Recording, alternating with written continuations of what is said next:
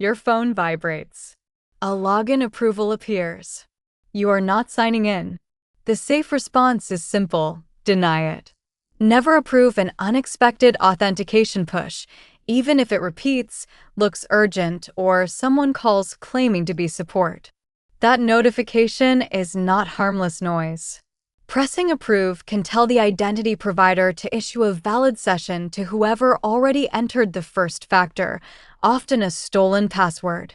In this CipherVibe whiteboard, we will trace the complete attack: credential theft, push generation, user pressure, approval, token issuance, and account takeover. Then we will redesign the system with number matching, rate limits, risk signals, help desk controls, session response, and phishing-resistant authentication. The core rule is, an MFA prompt should confirm a sign-in you initiated. If you did not start the sign-in, deny, report, and investigate. Draw the normal flow first. A user enters a username and password into the real application. The application redirects to an identity provider. After the password is validated, the identity provider creates a challenge and sends a notification to the registered authenticator. The user opens the prompt, verifies the context, and approves. The identity provider marks the challenge complete and issues a session token. That token lets the application trust the sign-in without asking for the password again on every request. The push does not prove who typed the password. It asks the registered device holder to authorize that authentication transaction. Traditional approve or deny prompts create a weak decision surface. One tap can convert a stolen password into a valid session. Number matching improves the transaction binding because the user must transfer a number shown on the sign-in screen into the authenticator. Now replace the legitimate user with an attacker. The attacker obtains a working password through phishing, credential reuse, malware, or an earlier breach. They submit it to the real identity provider, so the push notification itself can be genuine. Next, they repeat the sign-in. Each attempt creates another prompt. The goal is not cryptographic breakage. It is decision fatigue, surprise, annoyance, confusion, or an accidental tap. Some attackers add social engineering. A caller impersonates the help desk and says the prompts are part of an update, or asks the victim to approve one request to make the others stop. If the victim approves, the identity provider can issue a legitimate session to the attacker. From there, the attacker may access email, cloud applications, files, password resets, or administrative tools, depending on the account's privileges. MFA still helped. It forced the attacker to cross another barrier, but the approval experience was exploitable.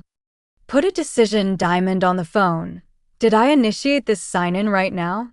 If yes, confirm the application, account, device, location, and number match before approving.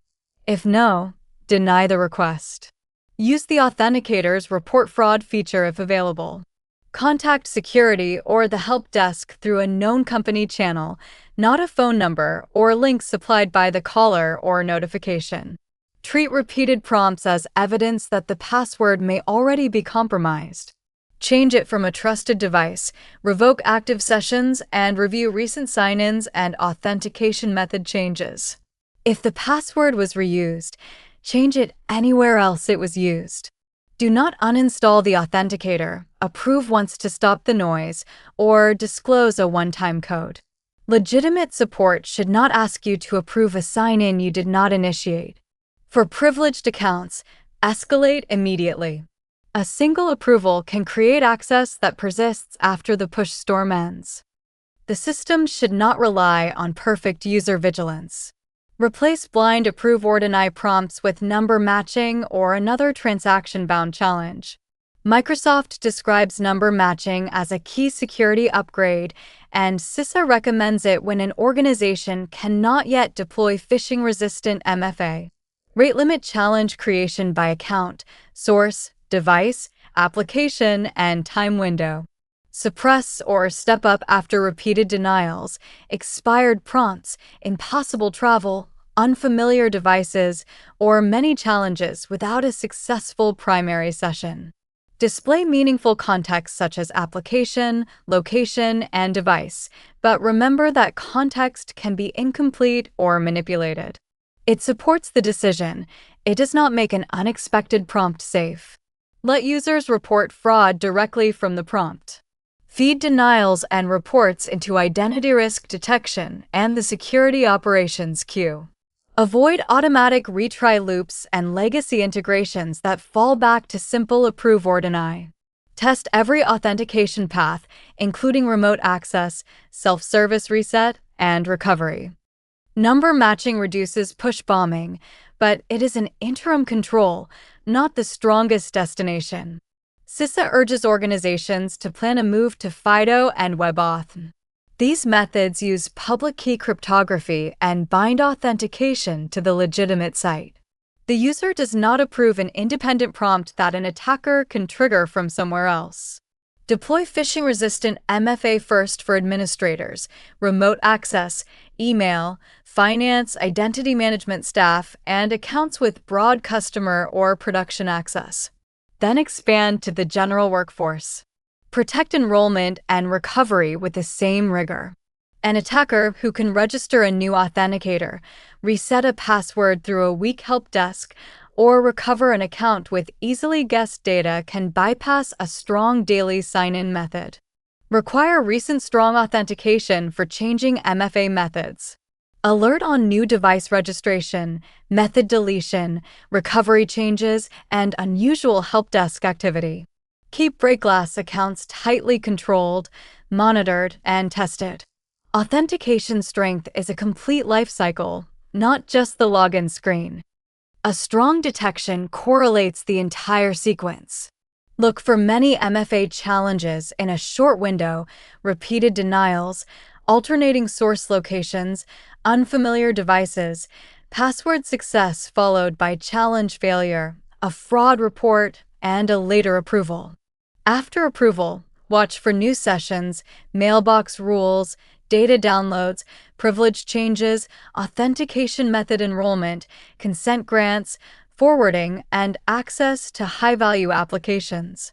If compromise is suspected, disable or contain the account, revoke active and refresh tokens, reset the password, remove unauthorized authentication methods, and validate recovery details. Preserve identity, endpoint, email, cloud, and help desk evidence. Do not stop at the password reset. A valid stolen session or newly registered factor may survive it. Measure challenge volume, denial rate, fraud reports, time to revoke, legacy push usage, number matching coverage, and phishing-resistant MFA adoption. Those metrics show whether the architecture is reducing both attack opportunity and user burden. Finish with the checklist. For users, approve only sign-ins you initiated. Verify the application and number.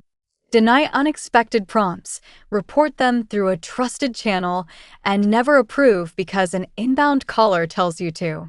For identity teams, require number matching where push remains, rate limit challenge bursts, expose fraud reporting, remove weak fallbacks, protect enrollment and recovery, and prioritize FIDO or WebAuthn for privileged and high-risk access. For defenders, alert on repeated challenges and denials, correlate the eventual approval, and monitor post-login behavior. Test rapid token revocation and account containment.